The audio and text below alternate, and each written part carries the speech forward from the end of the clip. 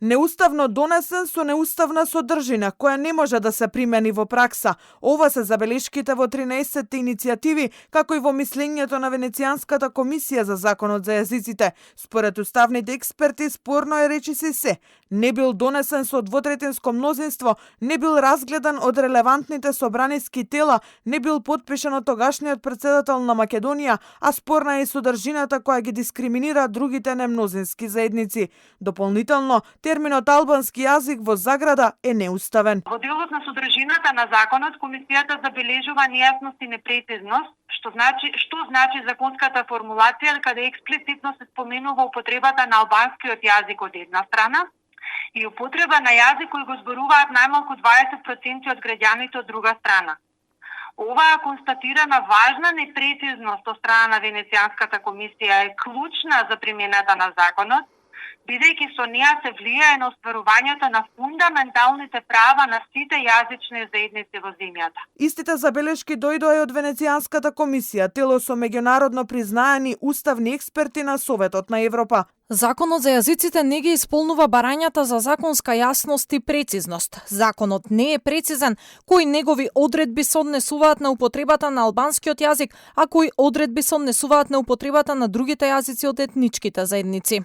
Законот има многу спорни и неприменливи одредби. Со него сите институции и сите документи на централно ниво станаат двојазични.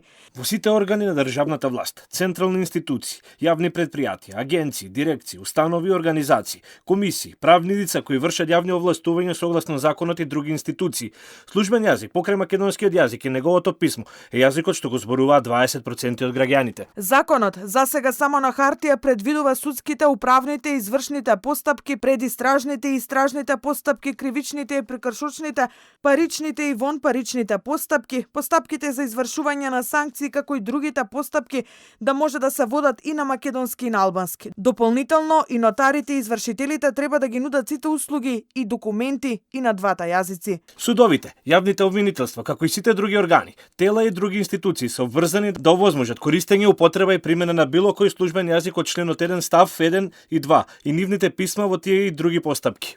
Со законот се формираше и Агенцијата за примена на јазикот, која има право да изрекува парични казни и глоби за негово непочитување. Глобата во износ од 4.000 до 5.000 евра ќе се изрече на органите, како и сите други институции за непочитување на одредбите од овој закон. Глоба во износ од 30% од одмерената глоба ќе му се изрече на службеното лице и одговорното лице. Според уставните експерти, постоењето на агенцијата е спорно и неуставно, односно дискриминаторско, зашто таа постои само за албанскиот јазик, а не и за јазиците на другите заедници. Одредбите се дискриминаторски зашто предвидува во матичните книги, личните документи, во пасошите да се користат македонски и албански, но не и јазиците на другите заедници. Законот за јазици, кој во скратена постапка и со прекршување на процедурите, беше донесен како коалицијски дел помеѓу СДСМ и ДУИ, кој меѓу другото предвидува и книжните и кованите пари, поштенските марки да содржат символи што го представуваат културното наследство на албанците.